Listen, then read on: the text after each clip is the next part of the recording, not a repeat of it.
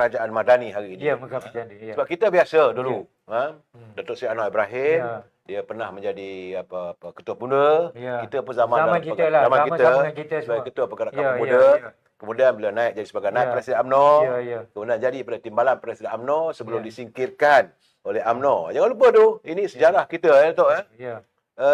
Macam mana you lihat dari segi ketegasan Datuk Seri Anwar Ibrahim Ya. untuk menyelesaikan memerangi budaya KKN, korupsi, kronisme dan nepotisme. Silakan, Ya. Dok. Saya lihat ya, pertama saya nak sahkan di sini ya. Ya. 5 bulan yang lalu saya pernah mengatakan bahawa Anwar ni saya nampak dia sekarang ni very compassionate. Okey. Saya nampak dia very compassionate ya. Kecuali baru-baru ni orang kacau dia lah. Ya, ya. Kalau tidak, dia sangat compassionate. Kita tak dengar Anwar kacau orang lain lah. Ya. Dan usaha dia ke arah mencegah KKN ni, Ya. saya rasa sangat ikhlas. Sangat ikhlas kerana Anwar sudah melalui pelbagai pengalaman yang pahit. Ya, ya. Dia tak ada lagi dalam peringkat dia sekarang ni, bukanlah dalam umur yang nak mengejar kekayaan. Betul. Saya tak nampak. Saya tak nampak. Kalau mungkin 30 tahun dulu lain cerita Possible lah. Tapi sekarang ni umur dia bukanlah umur mengejar kekayaan. Saya lebih nampak dia nak melegalkan satu legasi kepada negara. Saya yakin begitu. Dan legasi dia ialah melahirkan sebuah negara yang lebih bersih. Lebih bersih dan saya yakin dalam 4 tahun akan datang ni, kejayaan ni kita akan dapat lihat dalam tempoh 4 tahun akan datang. Datuk yakin Terlalu awal sekarang ni, terlalu awal. Saya sangat yakin Anwar mampu melakukannya. Ya, dia mampu melakukannya dan setakat hari ini kerajaan Anwar tak dengar. Tak setitik pun, detik pun kita dengar. Seperti yang berlaku di bawah kerajaan Perikatan Ya, Nasional. dulu lah. Kita nak sebut orang pun tak payah. tak nak sebut Kan? nama lah. Kan kena saman pula kan. Ya. Tak, saya pun tak berminat untuk membongkar keburukan semua. Tapi apa yang dilakukan oleh pihak berkuasa, kalau mereka, selalu saya katakan, tangan yang mencincang, baulah yang memikul tu. Ya, betul. Dan saya juga melihat bahawa apabila beliau mewujudkan, ada 2-3 malam dulu pun saya bercakap, saya panggil saya punya tetamu-tetamu, saya mengatakan bahawa apabila dia mau mewujudkan masyarakat madani, di mana kalau betul-betul kalau kita hayati masyarakat madani sampai pada kemuncak kejayaannya, Datuk kemuncak kejayaan masyarakat madani apabila daripada zaman Saidina Omar Abdul Aziz, apabila tidak ada lagi warga madani waktu itu yang mau mendapat kutipan pemberian zakat. Tak ada orang. Artinya tidak ada kemiskinan. Sedang pada waktu yang sama, awal-awal mengambil alih kerajaan, dia kata bahawa pada dia nak memerangi derita rakyat. Dan itu saya nampak begitulah. There is no such thing as mega project dan sebagainya. Pandangan Datuk? Saya lihat pertama sekali kita kena ucapkan tahniah kepada Anwar kerana kita lihat sebelum ini 3 kerajaan yang tidak stabil. First kerajaan PH di bawah Tun Mahathir gagal. Lepas tu di bawah Tan Sri Mahyudin pun gagal. Ismail Sabri pun bagi saya sama gagal. So 3 Perdana Menteri yang gagal membawa sesuatu pembangunan yang sahih. Sekarang kita lihat inilah kerajaan yang paling stabil. Kita lihat parti-parti komponen dalam kerajaan ni, tak satu detik pun kita dengar satu krisis dalaman, tidak ada. Bunga-bunga tu tak, bunga-bunga tak dengar. Langsung kita tak dengar. Jadi kita yakin Anwar akan berjaya melahirkan sebuah negara yang lebih tinggi kebajikan untuk rakyat. Ini lebih tinggi. Dan kalau dulu kita ambil Dato' Sri Najib, dia ada BRIM, dia ada Bantuan Rakyat Satu Malaysia. Saya yakin dalam masa terdekat Anwar akan datang dengan satu formula untuk rakyat lagi hebat daripada BRIM. Saya yakin Anwar akan melakukannya. Ialah pada sekarang ni pun boleh katakan macam-macam bantuan diberi kan. Hanya Anwar perlu ada sesuatu yang dalam dia punya signature lah. Dia ada satu dia punya signature kejayaan dia. Perlu dia ada lakukan sesuatu lah. Ya, sebab saya melihatlah bahawa kalaulah kekayaan negara ini dapat dibendung untuk tidak tiris dan tidak ada berlaku ketirisan, tidak ada korupsi dan sebagainya, yang akan untungnya rakyat. Betul. Sebab itu bila diorang marah kalau ada tindakan begini, saya pun geleng kepala lah. Macam ada juga setengah kelompok mengatakan Datuk Seri Anwar Ibrahim seolah-olah nak mengambil tindakan balas dendam dan sebagainya. Saya kata kenapa begitu? Sedangkan kalau negara kita makmur, duit dapat pulang balik pada rakyat. Betul. Sebab bila saya tengok ni tadi macam kata saudara mana tadi? Ini bila kita bercakap tadi tu, saudara Abdul Manap Ahmad. Dia kata ini berhubung dengan kalaulah boleh dia ambil peguam yang hebat-hebat, pergi cabar pula polis nak siasat apa semua. Dia kata, kalau macam tu, Taikun Pengadaan Rendah pun bolehlah halang polis siasat. Kalau Mahkamah benarkan, hancur negara ni. Betul. Itu pandangan pelayar kita, saudara Abdul Manap. Saudara. Jadi, begitulah keadaannya. Saya pun tak tahulah Malaysia Madani. Dia betul, saudara kata Edi Tahir, mana lagi datang hebatnya kalau kantung negara kita nipis. Betul. Itu pandangan saya punya rasa. Memanglah kita merasakan nak hebat. Tapi kalau kantung negara itu nipis. Betul. Sebab itu awal bicara saya tadi, saya bagi tahu. Betul. Pimpinan negara jangan membelanjakan wang negara tanpa had. Betul. Kalau negara belanja tanpa had, kerana kita boleh menuju pada negara kemuflisan. Saya nampak takding, Saudara Mak Yazid, kaki tangan kerajaan dapat bonus RMK 2K. Saudara Mak Yazid, kaki tangan kerajaan dapat 2,000. Bonus. Itu bagus tu. Itu kejayaan besar tu. Dalam keadaan kita berhutang. Saya betul. selalu kata dalam keadaan negara masih berhutang. Betul. Betul. 1.5 trilion. Baik Datuk. Ini sekarang ni kita sambil-sambil tu kita lahir dalam perjuangan kita zaman Datuk Seri Anwar Ibrahim dan juga jangan lupa zaman perjuangan Datuk Seri Najib Tun Razak. Apa harapan Datuk? Saya lihat kemungkinan besar satu gerakan untuk pulangkan Najib kepada pangkuan keluarga dia itu saya lihat ada orang bertiga kata light at the end of the tunnel lah. Iaitu kemungkinan besar pada hujung bulan ini mungkin kita doakan Datuk Seri Najib diberikan pengampunan Kerana apa?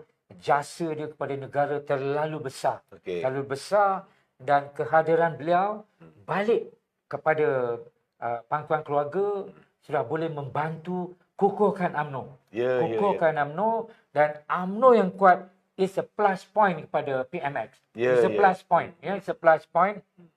Dan saya tengok Datuk Seri Najib ni bukan jenis lawan Turki. Dia betul. Bukan jenis lawan Turki. Dari dulu lagi dia bukan jenis lawan Turki. Dia ni ikut aja. Dia ikut ajalah.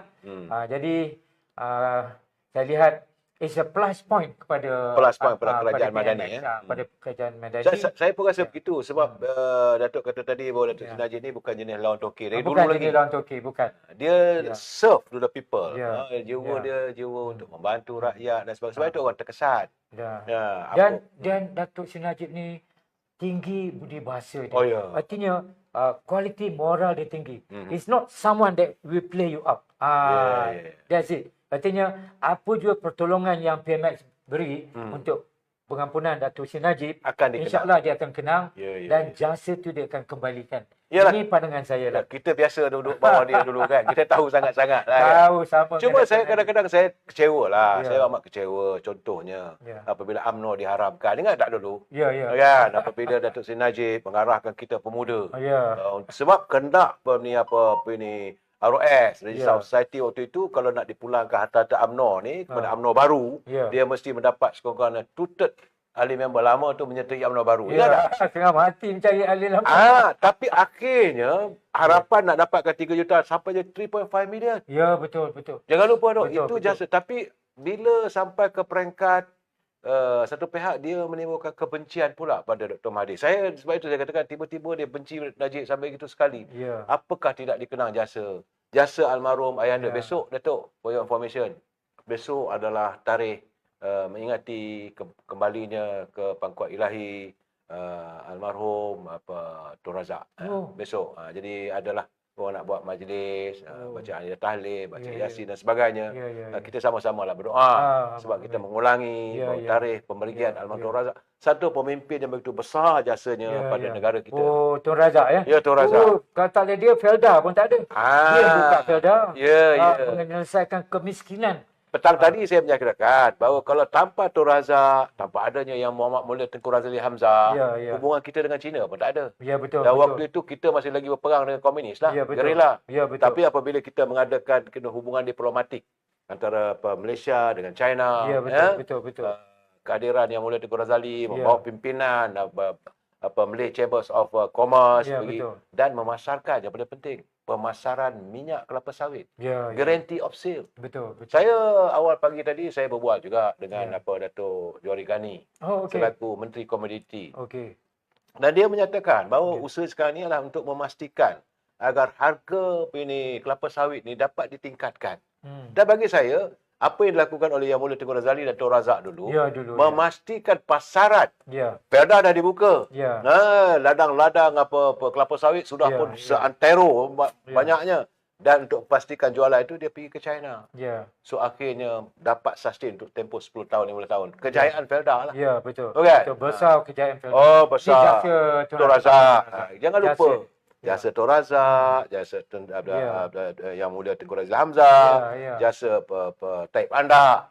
Petronas pun Tun Razak punya time kan? Yes. Tun Razak punya time. Petronas tu Tun Razak bagi tahu pada Tengku Razali kan? Ya, betul. Dengan modal 5 juta aje. Petang tadi saya buat pencerahan kan? Betul. Akhirnya kita dapat nikmatnya. Betul. Itu. Dan cuma Tun Razak bawa masuk balik Dr. Mahathir yang telah disingkirkan. Tiba-tiba hilang jasa bapak kau ni, anak kau ni dikerja bagi anak kau. Saya pun hairanlah. Bukan pasal apa Datuk, saya mengimbau masa silam, you pemuda, ketua pemuda Shah Alam, betul tak? Ya, betul, Shah Alam. Dan Negeri Selangor. Dan ketua pergerakan pemuda UMNO Negeri Selangor. Sama-sama kita sama zaman tu. Dalam balai polis kena panggil polis dah. Banyak rekod Banyak rekod. Tapi nak buat macam mana saudara? Dalam keadaan begini, kita mengharapkan bahawa sistem perundangan negara ini dapat segera menoktahkanlah segala kebejatan politik yang ada. Boleh bagi pandangan tu? Saya lihat di sini Menteri Undang-Undang Azalina perlu melakukan banyak transformasi. Semak pelbagai undang-undang negara kita, khususnya undang-undang keselamatan. Kalau dulu kita ada undang-undang ISA, tapi apabila ISA telah dimansuhkan, maka negara mulalah kucak-kacir. Mula kucak-kacir, maka kita perlu ada kembalikan balik undang-undang, tidak 100% seperti ISA, tapi dapat membendung suara-suara yang subversif. Saya anggap subversif lah Sebenarnya kalau kita lihat dalam media sosial, banyak posting-posting yang subversif. Elemen subversif banyak. Kerana itu setengah negara dia dah sekat. Dia dah sekat TikTok. Sebab banyak konten-konten yang subversif diedarkan. Jadi undang-undang negara perlu diperketatkan ke arah keselamatan negara. Saya lebih suka menyebut media sosial. Kalau kita spesifik pada mana-mana channel tu tak elok lah saya rasa kan. Kita katakan media sosial.